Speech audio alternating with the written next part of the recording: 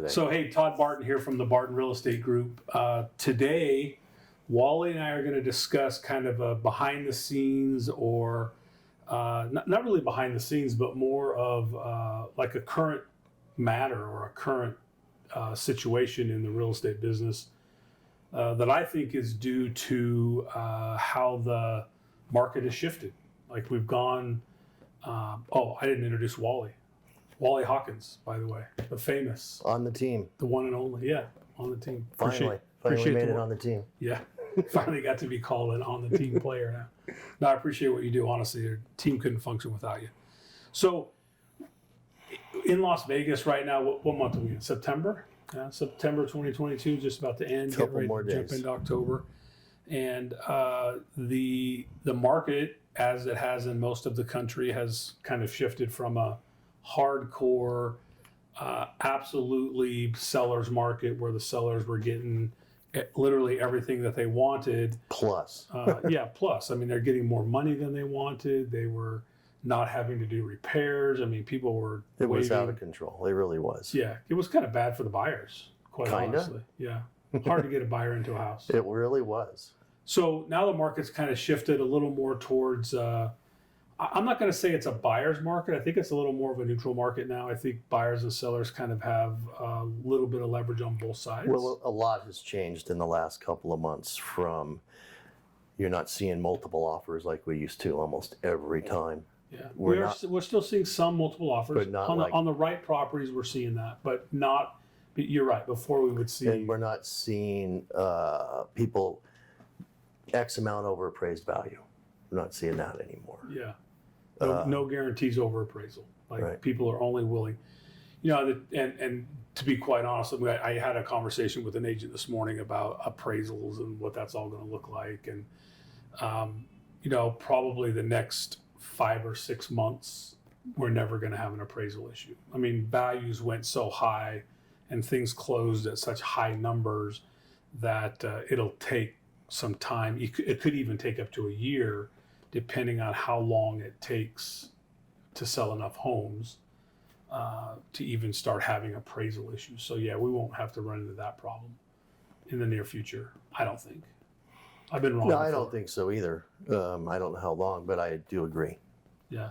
So you have a seller right now Yes. that honestly probably decided to sell too late, in the sense that sellers came on the market knowing they were going to get the world, right? They were going to get everything that they wanted, and then there's been this cooling off period for the last couple of months where buyers have just said, no, look, we're not giving away the moon anymore. We just need to get into a house, and we're not going to pay over appraisal. And so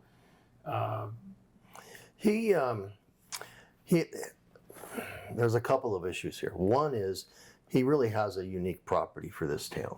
yeah, It's a full acre in horse community where you could have horses and cows and chickens, and it really. wait, cows and chickens too?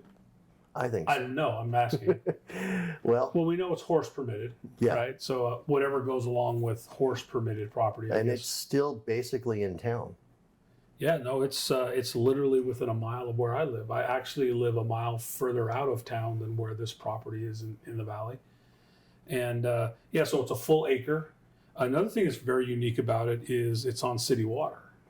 It has septic and it's on city water. Yeah. So usually when you get these half acre, 1 acre parcels in Las Vegas, and they're, this houses were this area of town. I shouldn't say this particular house, but this area of town was developed In the way, early 70s. way back. Yeah, early 70s, maybe even some late 60s in there. I mean, he has the old school pool that's 8 feet deep. Oh, You got don't a have diving board? Well, they had a diving board, but they took that out. Yeah. And it's big. I mean, they don't make pools like this anymore. Yeah, no, there's pool size restrictions in Vegas now because Yeah. of water, right? Yeah. 6,000 surface square feet, I think is, 600, I think. or 600, sorry, is the max you can build nowadays. So, but you got it, but he has a unique property. Like this should be a fairly easy property to sell because horse people love horses and they want to live with them. They want to live with them on their property. They don't necessarily want to store them somewhere else. This property provides that. Correct. Tons of RV parking. Tons. You could park The everyone's RV whole there. half acre in the backyard is undeveloped. You can do anything with it. Yeah, so it's just dirt. It's actually got a little hole back there where he was going to build some kind of golf thing. Yeah. But yeah, it's just wide open, and then the front half of it, the front half acre is the house, And the story. house and the circle drive and all that. Yeah. Yeah. So it's a unique property. You don't very often find And a single story. a single story home that's got RV parking, no HOA, and this one adds on the fact that it's horse permitted, and so plenty of room to build offsite garages, Any sort of barn or corral, whatever. yeah. Well, I was thinking like race car people, not necessarily horse people, right? People that I mean, you have the luxury to do whatever it is you like, basically. yeah. And there's a challenge. What's the challenge? I mean, what we've been fighting over to actually get it listed on the market now for a couple Well, there's weeks. a couple challenges here, but one of them is he left town and moved to Illinois, and Unannounced. and texted me and said, or text. Is it texted? Yeah, I don't like texted, but people say it's a real word. I don't think it is, but So he it's in the texted Urban me. Dictionary, so I guess that makes it real He nowadays. texted me that, hey, don't worry, I just rented it last night. I'm like, wait a minute, what'd you just say?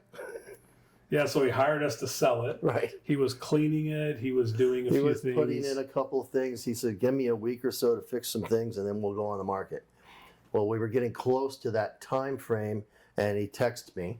Thank you. See how much better that sounds? And he texted me that, don't worry, I just rented it. Yeah, no rush. Suddenly, and then a week later, A week later, you he got calls another me. text. Oh, it was a call this He time. calls me from Illinois saying he just got himself into a bidding war on a property. He needs this house sold ASAP cash. Wow. Yeah.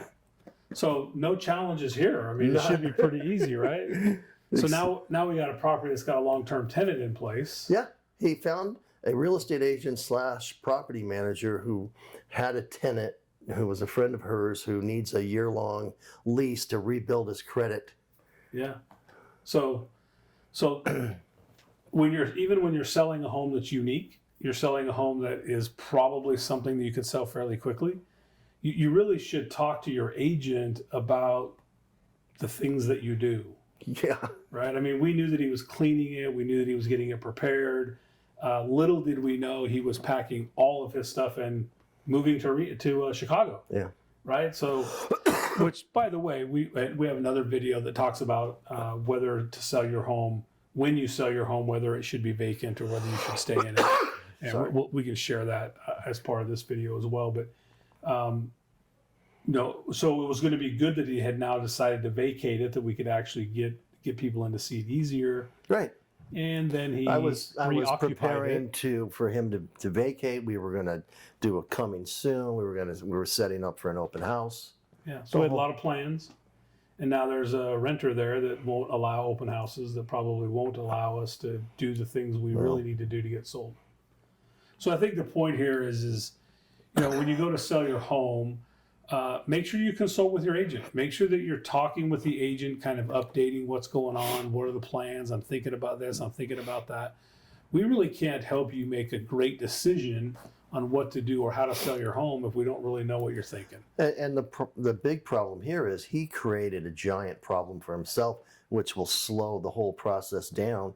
And he needs the process at this point to be moving quickly. And he threw in roadblocks to derail. Well, I don't think he realized he was derailing. No. I don't think he realized that I don't think so kind either. of what was going. But again, that's my point. If you go talk to your agent and say, hey, here's what I'm thinking, and then the agent can give you their background, their expertise, their experiences Pros with and cons on, well, if you do this now, this could delay this and those kind of things. Because he needs it sold ASAP, but now he potentially has a year-long renter in there. which was going to make it next to impossible to sell. I mean, quite honestly, this house is just right around $1 million, a little under $1 million, right? So I don't know of anybody who really wants to buy a $1 million rental property. I don't know what he's charging for rent. I don't even know if that ROI, I don't know if that equates. I don't know if I get the sense that he took whatever he could get, kind of thing, and probably isn't getting enough based on the value of the house. So how do we sell $1 million property, get any kind of return on investment with a tenant in place that's probably not paying enough rent based on the price? Another challenge, right? Again, talk to your agent, let them know what you're thinking. Here's what we run into quite a bit, and that is that most people are afraid to talk to their agent. Like, they're afraid to tell them what they're thinking. They don't want them to think, I don't know, badly. I don't know if that's a good word, but they don't want them to think something negatively about them or what their situation is, or maybe they don't want to act like they don't really know. I don't know, but you're right. They just don't want to be embarrassed. I don't know, but you really need to talk. You really got to talk to your agent. I mean, I'll give you another quick example. We have another listing, actually belongs to a family member of an agent on our team, and they were moving to Denver, and hired their sister to sell the house, and suddenly get a phone call that they've moved. They're in Denver now. We were under the impression they were occupying the property, but I guess they got a shot at a property in Denver that they liked, and so they rented the property in Denver, and they moved. Which, cool. I'm all about moving forward, and that's all great. The challenge now, though, is the stress in their life over having to pay rent in Denver and a house payment in Las Vegas. Yeah. And we could have made some adjustments or done some different things with the house here if that's what they really needed or wanted to do. But a lot of different marketing strategies that we didn't even have an opportunity to try some of them. And through the years, we have some tried and true. Oh, yeah. There's definitely ways to get homes sold, right? No matter what. No matter what the market is, the wheel's still round. It still rolls, and we still know how to get that process done. But I think what's happening here now is we are trying to catch up to the situation instead of being able to be proactive with what their situation would be. And you've run into the same thing with your seller. Right. Like, we're trying to catch up now on what the new possibilities are instead of what we were working with in the beginning. So ultimately for me, look, talk to your agent. If it's not us, it's okay. We're not mad about that. Look, just go talk to your agent, though, and share with them what your plans are, what you're hoping to do, what you think you need to do, and talk about the pros and cons so you can make the best decision possible. And make the most money possible. Yeah, I mean, it's all about you as a seller, and we just need to help you achieve whatever it is you're trying to achieve. And look, I understand that making the most money isn't always what people are trying to achieve. Like, yeah, who wouldn't want to make the most money? But you get in a situation where you're in Illinois and you're living in your truck, and well, when he left, he was saying he wanted to make this much, and now that he's out there and he's in the middle of this problem, he's dropped the price drastically, of which he wouldn't have had to do that. Sure, yeah, he could have made more money. Yeah, right. So, talk to your agents. Our job, and if you don't know what this means, you might look it up, but we have a fiduciary duty to take care of your needs over even our needs. And so you should lean on that fiduciary duty responsibility that we have to make sure that we're doing what's best for you in that situation. So, hey, I heard a great quote today. I pay a lot of attention to John Maxwell. I don't know if you know who that is. I've read a few of his books. And John, he said today, he said, dreams are free. And I was like, that's absolutely true. Dreams are free. The journey's not free, right? You got to pay for the journey. And so I thought that's a great quote. I really like that. And I thought I should add on to that if your journey was free or is free, it's not your dream. Maybe you should go find what your dream is. Ending this on a deep note there, huh? Wow. Yeah. So, hey, thanks for watching Todd and Wally with the Barton Real Estate Group.